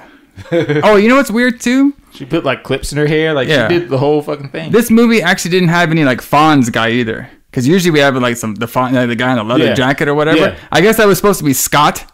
Yeah. But he just came off more as a creep. Maybe because it's 2018. But he just came off as a creep. Yeah, as a creep. So Vicky's going upstairs. She's asking for everybody. You know, Mark, Vicky, Cassandra, where are you? She goes in the room. She goes up to the bed. And she like grabs the bed and boom, that's when Jason pops out. That scene was pretty cool. Yeah. And Jason now, his costume is basically wearing like overalls with like a plaid shirt, and he has like a potato sack in his hair with the one eye. Yeah. I always like that look because that's crazy, and it's also like I said that murder that happened. Yeah, it looked ultra believable. Yeah, like, that was pretty cool. That was a good move, I think, because it's like you said, it's got roots in reality, so that makes it that adds creepiness to it. So this Jason's not the popular one with the ski mask and buffed out the shit. Yeah, you know what I mean. That's the Jason we'll find out later on. But this one was actually I thought was pretty creepy because this movie is like trying to like make it like kind of real, right? You know what I mean, like realistic, right? You know, even though we could find holes in it and stuff, you know, during the time of the 80s, I'm pretty sure people are like, oh, shit. And it's really an enjoyable movie. Like, compared to other, like, low-budget movies that I've seen from the era, you know, this one was good. Yeah. Like, there's not, like, I'm chopping it up just for, you know, comedy's sake, but my overall assessment of it, given, like, respect for the time, you know, and the budget and everything, I would give this a good C+, B-, probably a B-. Yeah. You know, so it's not bad. Yeah, I thought it was pretty good too. Yeah. So this one we actually get a cool part 2. So Vicky, she's like scared and she like runs into like Jeff's body and he's like hanging through the door and shit. And this is when we get a slow Jason in there, and he has like a knife, and he's like slowly going to her, but we see it through like the camera angle, kind of like a first-person view thing. And the girl's like shocked in fear. Now, why didn't she run out the room? Well, he sliced her in the leg, but I mean, still, maybe I would try to hop away or something. But she just stands there and takes it. She stared and takes it. She's like, "Oh, this is the end." Yeah. It's like, "Oh, you killed Mark." Oh, damn it. So Jason gets her. So now it's raining outside, and well, now we're back at the casino bar, right? With Tim, Gina, and Paul, and they're all about to leave, go back to camp. And Tim wants to stay around. He wants to party more with the locals. Yeah. So Gina and Paul get out of there, and Tim goes up to the old couple. He's like, "Hey, any after-hour clubs here?" Yeah. That was it. And then he makes like a weird face, and we never see the motherfucker again. Never again. That was it. Is there any after-hour clubs? Uh-huh. It makes a weird face. That's it.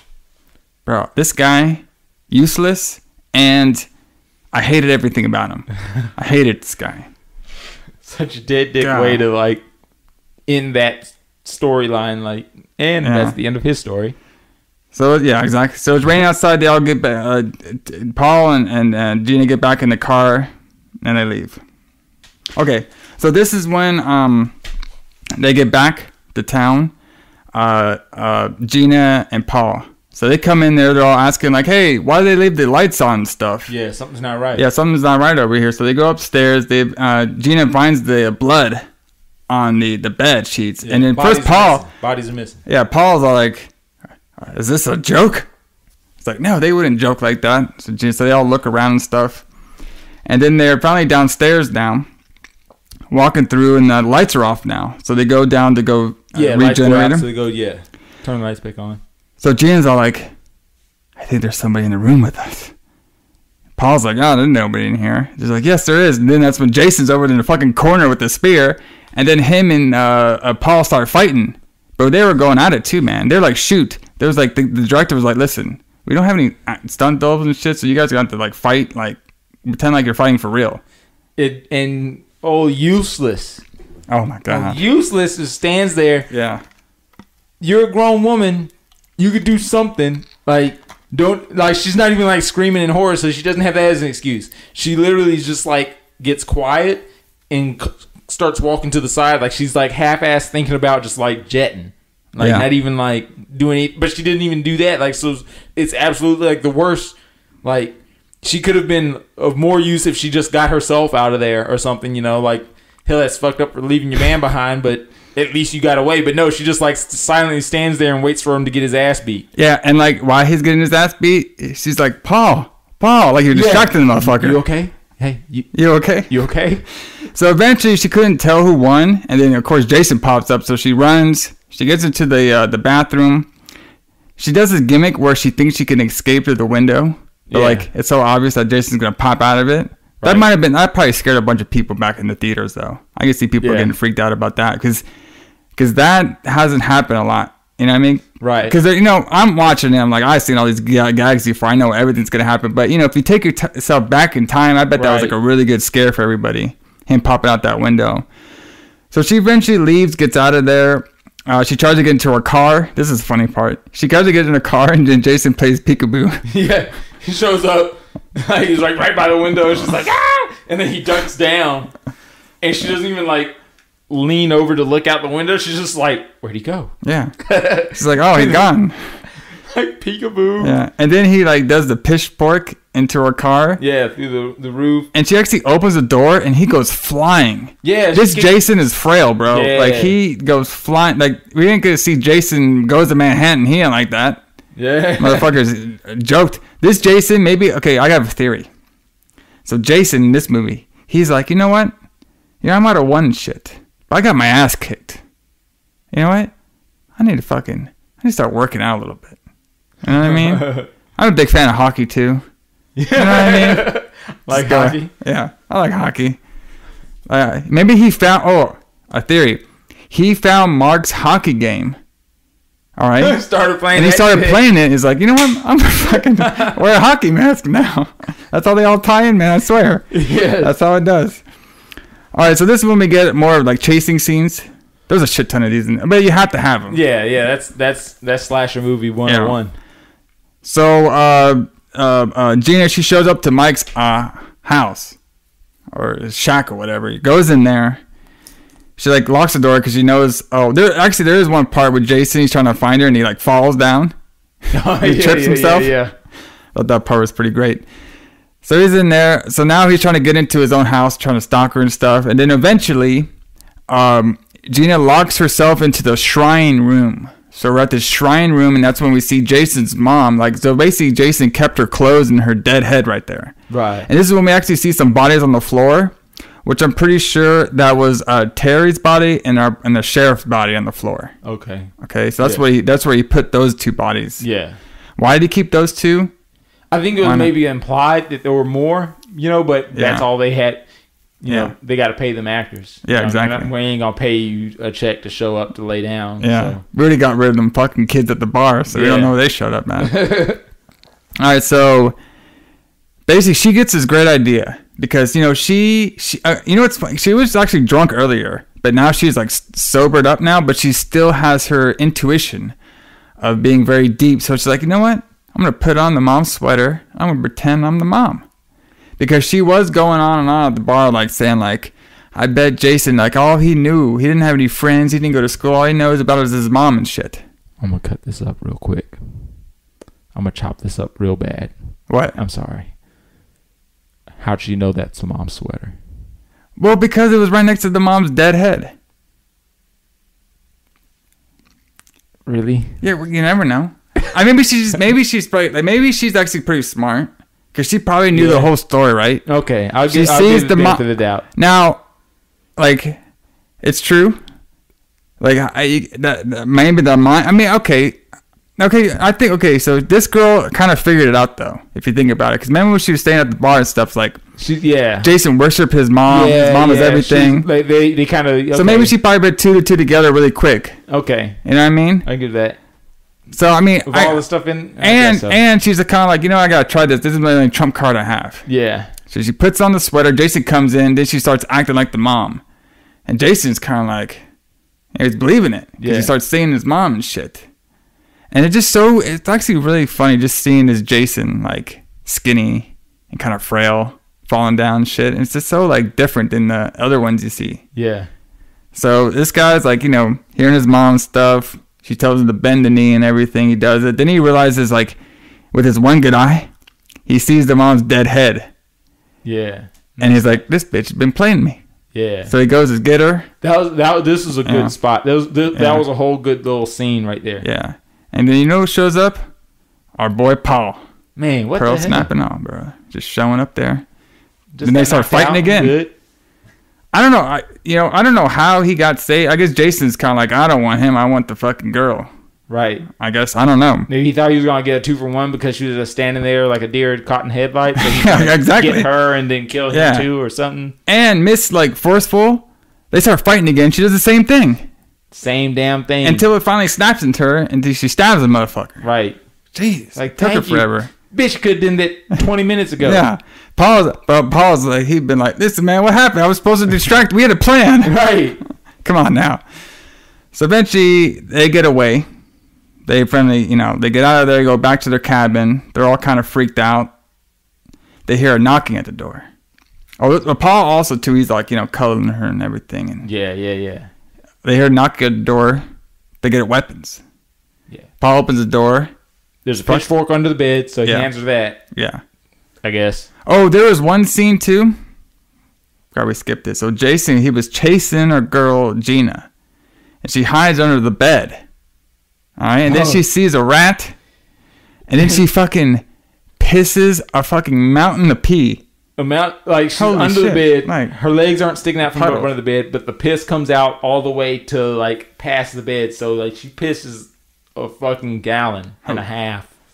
And, by the way, how is a rat gonna scare you when you have someone trying to kill you?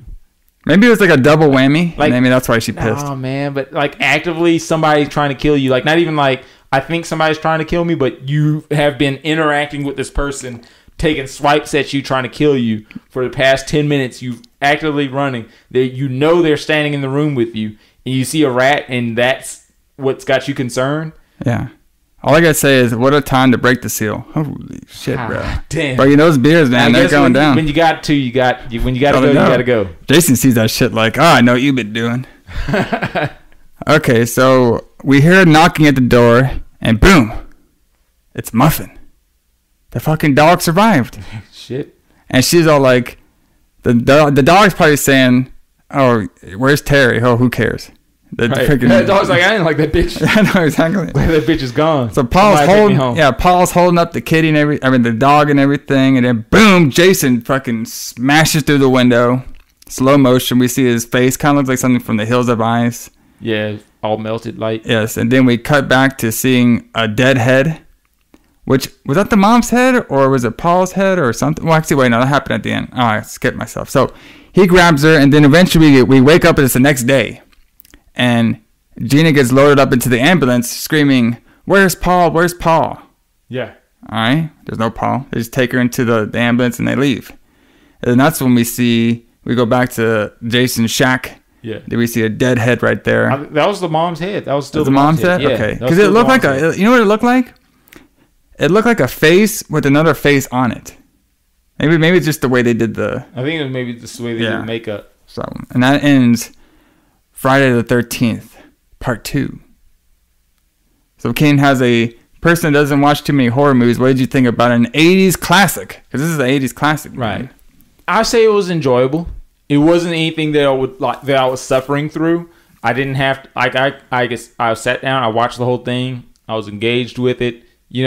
It had its funny parts that weren't necessarily meant to be funny. It had its parts that were scary, in the way that scary movies are scary, But like I said, I would give it a strong B minus, maybe even a flat B. Nice. You know, it was good, and especially when prorating it for the time that it came out and the budget that they were allowed at the time and the technology for special effects and things of that sort.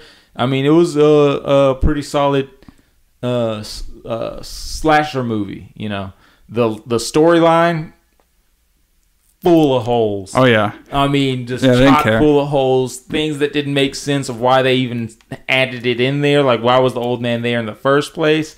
Why didn't they at least have something? Why the hell was the old man staring through the window other than he was out there to beat his meat? Exactly. Like, there were a number of things. What happened to the Tim dude? Oh. What happened to all the other people that went out to the bar? Yeah. I mean, I could go on. The more I think, the more I could find more holes. But that's neither here nor there. Now, I'm not sure if number 3 continues this story, right, or if it's like something completely new. I'm not really sure. Yeah. So, you know, they could do the thing where number 3 is like a pick up from this movie. And that's what the way this one ended. It's almost like they intended on making another one. Yeah. Like the way this one ended is like not even like almost like, I know for a fact the way this one ended, it's like they had enough in their budget where they said, we're going to make a third one anyway. Well, you know, they did make this movie originally because of the success of the first movie, but they didn't realize how big the first movie was. That's why they added all the Jason parts to it. Yeah. So I think they were going to do like a whole new story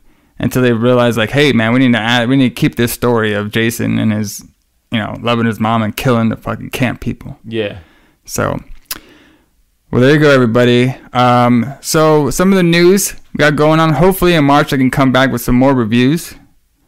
I wanted to be doing The Guyver, The Dark Knight, it's called, or Dark something. The Guyver 2. It's an anime film. It's pretty crazy. It's actually me and the Bloodbeard reviewed the first one, and we're trying to come back with Demons 2, but, you know, the couple months have been busy for me, so we'll see. And then I'm probably be coming back with Cody Walker. We'll be doing the Walker Report, so that one's definitely for sure.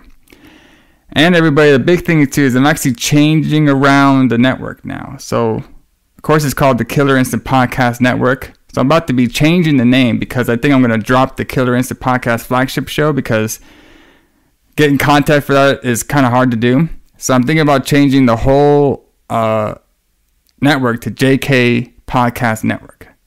So we're going to be adding in a couple new shows. We might be adding some new shows too and some different formats too. So everybody look out for that. Also, to check out our YouTube channel, JKTV. You can find us on Podbeam, Stitcher, iTunes, all the good stuff.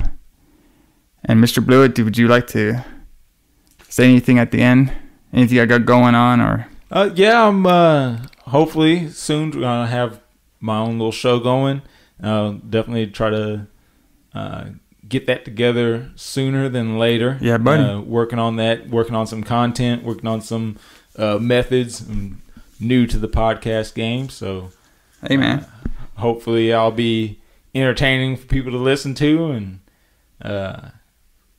give something for those rides home and for when you're not working at work. Yeah, there you go. Hey, man, you need all that stuff. So, hey, we did great on the show today. Appreciate it.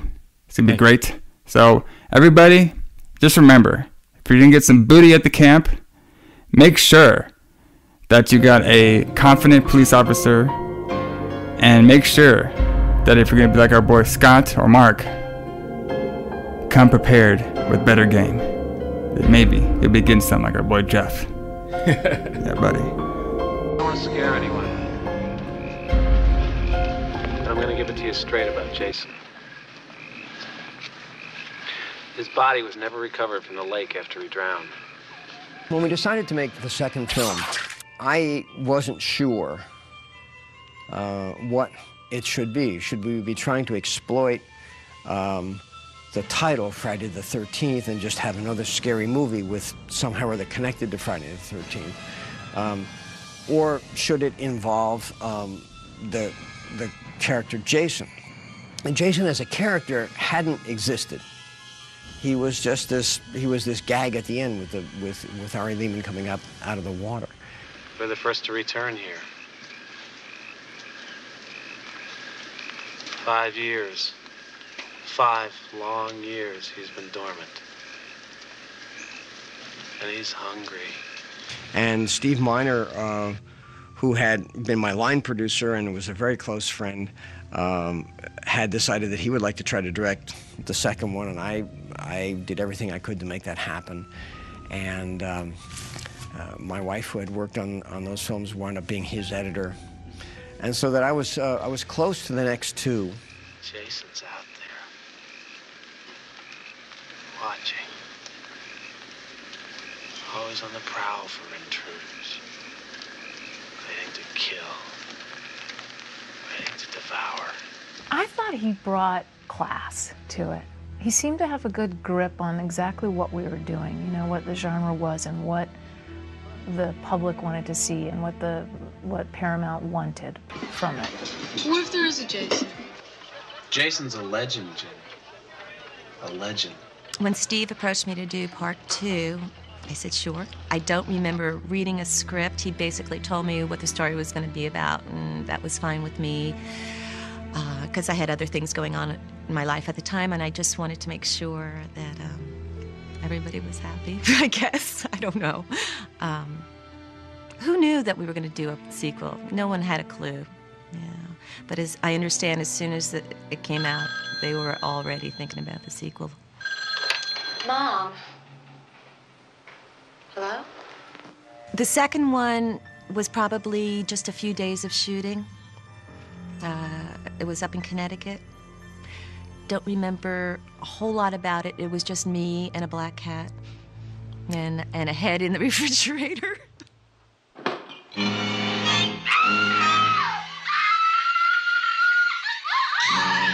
I had come to New York seeking my fame and fortune, like a lot of artists that arrived in New York City. I went to school at Lee Strasberg. I thought my career was underway. You get an agent. The agent calls you on the phone and says, "Oh, I've got this little part for you to be a camp counselor in Friday the 13th, Part 2." And in that time period, you know, it was kind of just sort of still in the unknown stages. So I said, okay, well, give me the script. I'll look it over, and then I'll go audition. Yeah, I remember I was doing a job, a print job, and I was in the Poconos. And then they called me and said, you know, you have an audition for Friday the 13th, Part 2. And I said, oh, my God, a horror film. And so I said, okay.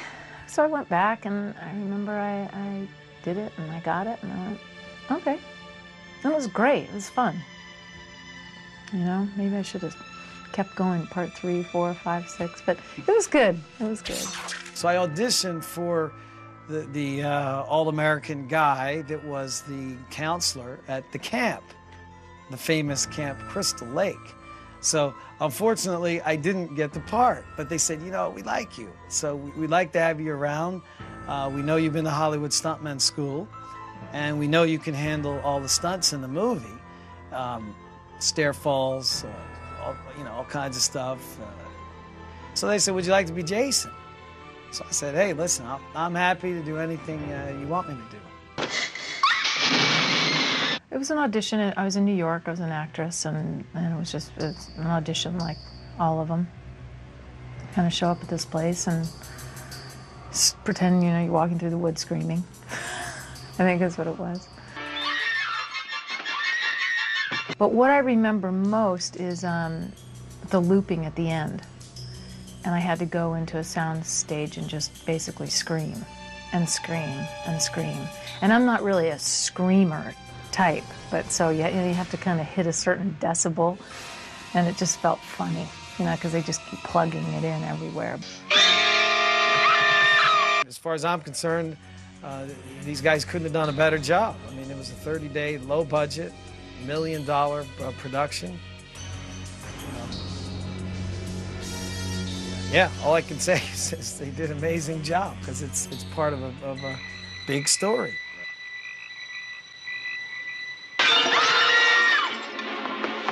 You know what's interesting is that shooting the film, I did like get, as I said, you know, sort of the heebie-jeebies. You know, I kind of give yourself a But when I saw it, I thought, God, it doesn't look, I don't look half as scared as I thought I was at the moment, you know? So, it was scary. It was, for some reason.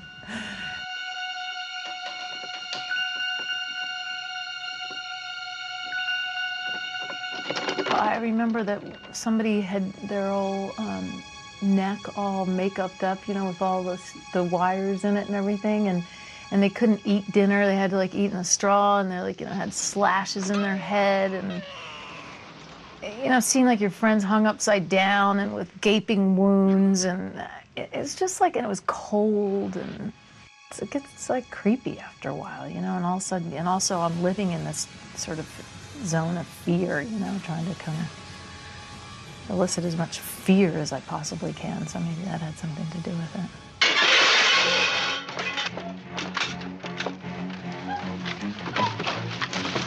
I remember there was one scene, I guess I was trying to escape from the kitchen window, and I jumped down, and it seemed like everything was a stunt, and at one point the stunt coordinator said, you know, you should get stunt adjustments for all this.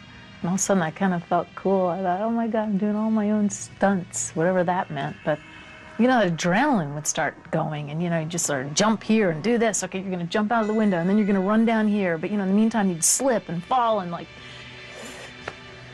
try to get your grip and bearing and, you know, and starting the chainsaw. You learn quickly, you know? There was a fella, his name was Carl Fullerton, and we understood it that he was a protege of the famous Dick Smith, and I suppose he was instructed by the director of the film, the story, to make Jason look as bad as he could.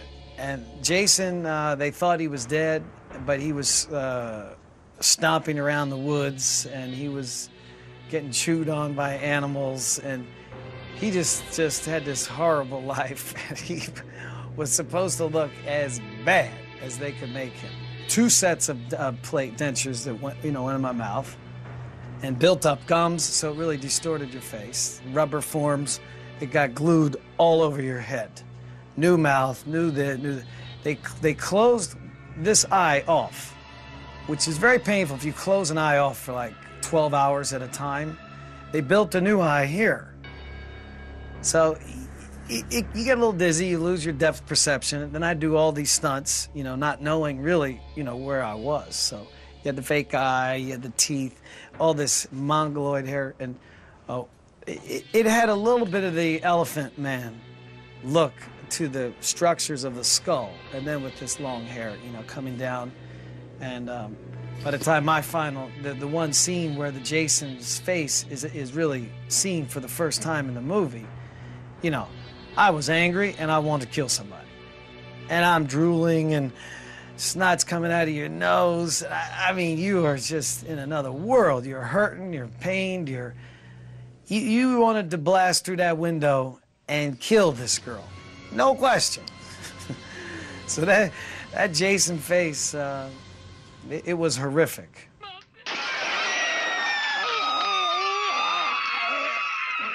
As soon as Jason was about to bash through the window, the high-speed camera would start. And like I had to act all calm, and you know, the dog's coming up, and I'm hearing, and this guy's about to bash through behind me. It was really scary. Every time it was really scary. Well, it was only supposed to be one time, and it was all fake, you know, the plastic glass and the balsa wood and all that stuff, and Jason was behind me swinging on one of those things, and but it was scary doing it. And then something didn't work, and then we had to do it again. Well, we built a platform outside the house, and it was long enough so I knew I had 3 steps and then jump. And then you would go whoosh, like that, and just bust the whole window out and the frame and all of that. Those boards were scored, maybe half. So that stunt was 3 steps, 1, 2, and come in, and glass flying, wood flying, and that was a kill scene when they thought Jason was, you know, long dead and gone. Yeah, the girl was relaxing, and I suppose that's, in a horror film, that's when you really nail the audience, when they have no clue that the maniacal killer is still lurking. And then I remember Steve said, hey, do you want to like drive into town today? And he had a car, and I said, okay, great. So we go on this drive, and it was beautiful in Connecticut. We're kind of driving, we're kind of talking about what's going on, and he said, I have some news I got to tell you. What? He said, we have to do that scene again. I thought, oh my God, can I do this scene again? Can I don't know, it really got me, that scene. So obviously we did, and I think they got it, and they used it, and it was fine. But he had to kind of talk me through that. The scene where I put on Jason's mother's sweater. Warrington was gone by that time, and I have to pick up this machete and go like this and bring it down over top of Jason or something like that, and the timing missed, and he was supposed to turn this pickaxe sideways, and the timing was wrong, and so I went like that, and I hit his finger, and he had to go to the emergency room. I think it was like, I can't remember exactly what happened, but I think I put the machete through his finger or something. It was bad. It was bad. But he came back 2 hours, like we didn't shoot for a couple hours. It was in the middle of the night. He comes back and he's like, wow, he's got like a rubber on his finger, and he's like, everything's fine. Put makeup on it, keep going. And I mean, that's sort of, it was just another, so I guess, a battle wound for him, it was okay.